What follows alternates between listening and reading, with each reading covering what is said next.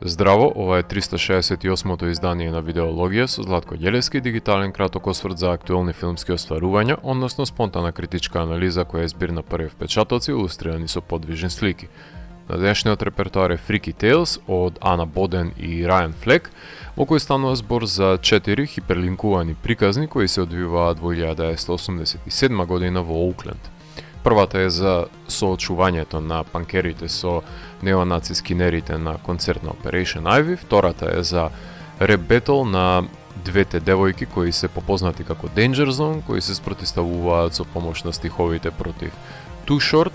третата е за Клинт, глумен од Педро Паскал, изнудувач и платен убиец кој сака да се извлече од професијата, многу демнат нерасчистени сметки од минатото, и четвртата е за кошаркарот Слипи Флойд од Golden State Warriors, кој ќе се реваншира на обивачите во неговиот дом за време на надпреварот со Лос Анџелес Лейкерс.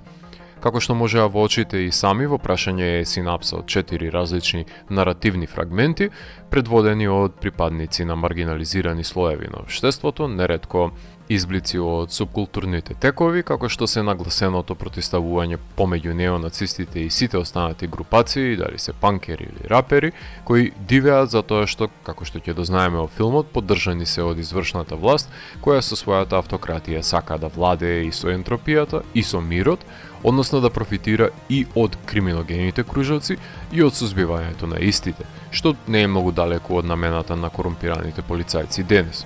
Тоа значи дека доблесните маргиналци и, ајде да речеме, покајаниот, кој ламентира за отпочнување на правичен живот, претрпуваат злонамера на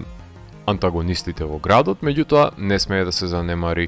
значенската дидактичка димензија во која подценетата индивидуа се вооружува и го возвраќа ударот на агресорите, и нема поубава сцена на филм од претепани неонацисти кои со подвиткани опашки се враќаат кај татичко. Тоа значи дека и на драматуршко рамниште филмот се доближува до акционите остварувања од периодот кога се одвива действието, алузија која ги позајмува и тропите на одмаздолюбието, меѓутоа постои и една засебна резонанца која исто така е оставштина од епохата, а тоа се ефтините ласерски проблесоци, односно парафизичките надприродни агенси, содржани во принципите на Psytropics и астралната проекција на ликовите, кои можеби не добија засебна приказна, но затоа се клучен фактор, обединувачка нишка на творбата, незината небулозна рамка, која одговара на ексцесивните прекумерни и носталгични 80-ти. Не сум бил љубител на овој научно-фантастичен норматив ниту во филмовите од 80-тите, а не пак кога се омажира, затоа што ефтино и неубедливо изгледале визуелните ефекти, но се белек на една ера. Судирот со расизам, сексизам, хомофобија и омраза од секаков тип, кој била присутна во 80-тите, мислам дека се неизлечени болести кој само е ставен еден плашт на лицемерие, површни манири и рафиниран егоизам, кој ако се отстрани ќе се забележат гадостите кои се уште виреат под него. Поземувањето на постоечките случувања од минатото на градот како предложка на действието секако дека е дополнителна приземјувачка карактеристика која се надоградува со фантазмагоричните ескалации. Секој љубител на филм знае дека улогата на вработениот во видеотека е света роља, па затоа постмодерното интерверирање на ликот глумен од Том Хенкс, кој рангира 5 филмови за маргинални ликови кои успеваат, како што е и Freaky Tales воопшто, има неспомнат наслов на прво место, а се однесува на велосипедистичкиот оскаровец Breaking Away од Питер Јейтс. Држате се понастрана од тие кои не навиваат за маргиналци. Претенциозните критичари ќе се обидат да ја деградираат естетската вредност на делото, дека естетизира Grindhouse, а всушност нивното немање смисла за хумор, компензирано со нарцисоидноста и бездушноста, е причина за создавање на негативниот одек за филмот. Знаете од кого ќе биде слабен филмот? Од љубителите на седмата уметност. Тие што посочуваат да биде култен, тие што може да ја препознаат естетската наклонност кон аудио и видеокасетите и уметничките творби чии домови биле овие носачи на звук, и пред се тие што знаат дека филмот е ода на родниот град Оукленд, на авторите, низ призма на жанровскиот филм. А доколку внимавате, ќе ги забележите бројните жанровски филмови поставени на секај низ кадрите од прикажувањата на The Lost Boys и Creepshow до Scanners. Должен сум секојаш да предупредам дека Кога гледате антологија, Омнибус, збира од различни приказки, со самиот факт што се поставени една до друга, ќе се наметне потребата да се издвои некоја од нив која ќе ви се допадне повеќе од другите, но штом истите режисери ги снимаат овие омнибуси, постои поголема можност за кохезивност и истородност на визуелната стилизација, за разлика од тоа доколку антологијата беше збирштина од фрагменти од различни режисери.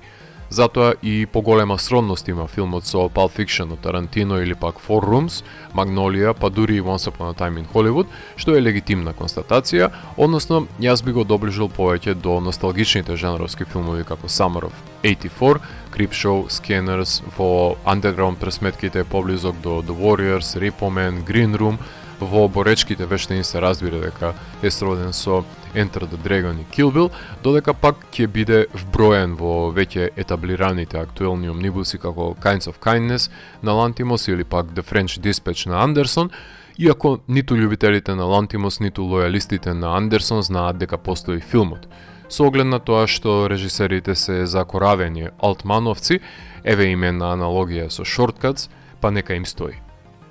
Во овој филм ќе ја пронајдете едно од последните улоги на Ангус Јанг пред да почине, кому му е посветено делото. Секако дека и во овој филм миленикот на режисерите Бен Менделсон ќе си заземе улога на подмолен шеф на полиција, која беше карикатурална, но му одговараше. Педро Паскал секако дека одзема многу повеќе време од неговата криза на идентитет, отколку што може протагонистите помеѓу панкерите, раперките или пак самурајот да дојдат до израз. Композиторот на Mudbound, Рафаел Садик, многу добро знае дека без синтвейв на синтесайзер не смее да се појави на работа, ако треба да се долови аудитивна временска капсула која ќе биде олицетворение на 80-тите, со понекој прелаз на електрични тапани и одек на гитарски риф во прекратките инструментални интермеца помеѓу поглавијата, од кои би слушал засебни 5-минутни композиции на негов албум. Не смее да се занемари и насловната творба на Симба, која направена е да наликува како old school бумба под 80-тите, а на компилацијата на касетата ќе се најдат знаменити творби од таа ера од страна на Metallica, Sly and the Family Stone, кавер на Black Flag и подоцнежната композиција од Peel.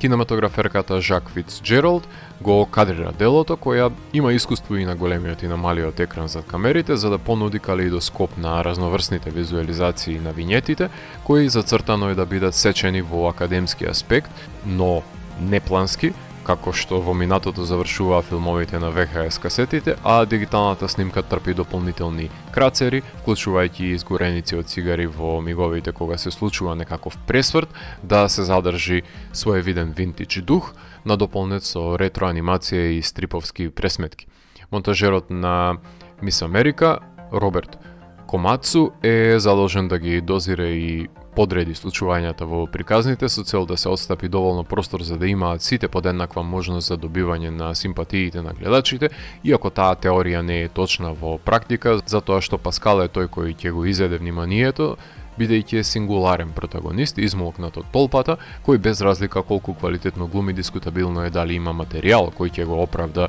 окупирањето на филмот.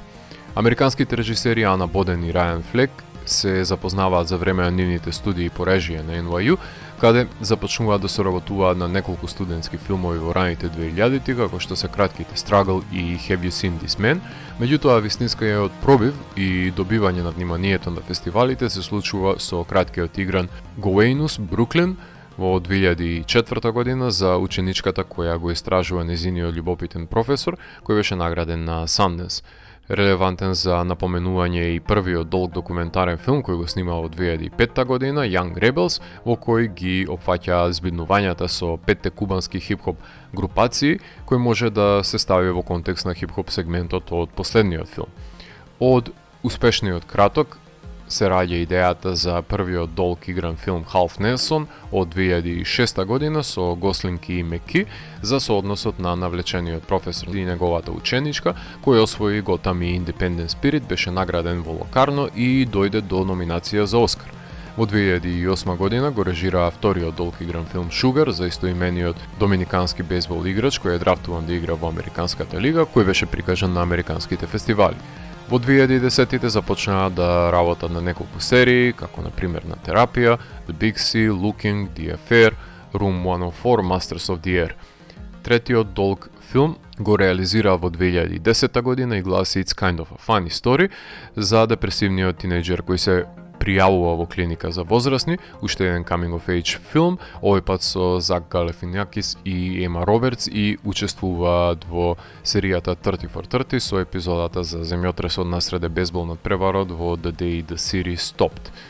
Четвртиот долг игран филм е Коцкарскиот Мисисипи Грајнд од 2015 година, каде Рейнолдс и Менделсон заминуваат на роутрip низ сад во казина со надеж дека ќе ги вратат парите кои ги изгубиле, номиниран за Independent Spirit. Парите ги направија во петтиот долг игран филм, суперхеројскиот Каптен Марвел, со буџет колку сите нивни претходни филмови заедно, кој заработи 10 пати повеќе и единственото добро што го направи овој филм е што им ја даде финансиската сигурност да можеа се посветат на снимање на инди филмови по нивен мерак. Во најава од нив е играниот Атмосфер за две астронаутки кои се обидуваат да се пробијат во НАСА кон крајот на 70-тите и почетокот на 80-тите, така што се надевам дека ќе ги добијат правата на истоимената композиција од Joy Division, а ќе работат и на ТВ серијата Criminal, која се базира на истоимената графичка новела. Така што широките маси ги знаат како режисери на Кептен Марвел, а фестивалската публика како автори на драмедии со несреќни протагонисти кои потклекнуваат на зависности. Имате две опции, да се фатите како пијан за плот и да ги бележите сите недоследности на пастишите на творбата, кои се закрпени и условно кажано оправдани со паранормални дејанија, или пак да ги повикате пријателите и да се препуштите на забавување и уживање во печворк на натрупани реваншистички фантазии со изобилие на крвопролевање, зашто алал да име на авторите. Филмот имаше својата премиера на Sundance, меѓутоа не ни можеше да дојде до некоја награда, затоа што неговата премиера беше вон над прерувачките селекции, но беше начин Lionsgate да може да го прошири интересот за нивниот филм, кој за жал не профитираше на репертуарското прикажување, но откако го ставија на платформите на Amazon и Apple+, го открија луѓето ко цел свет и започнаа да му се додаваат етикетите на модерен култен филм. Жанровски омнибус, компилација на аудиокасета, љубовно писмо на Оукленд во 80-тите години на минатиот век, каде маргинализирани ликови од субкултурните кружоци се спротиставуваат против талогот на градот под закрила на полицијата, која може да се победи со сплотеност, со одветно оружје и доза метафизичка помош. Ако морам да го евалуирам, тогаш Freaky Tales од мене има 4 од 5. Доколку ви се допадна 368-то издание на дигиталната архива Видеологија, лајкувајте го видеото, споделете го и следете го каналот. Последете и по останатите рецензии на виртуелната полица. Ви благодарам за вниманието. Поздрав!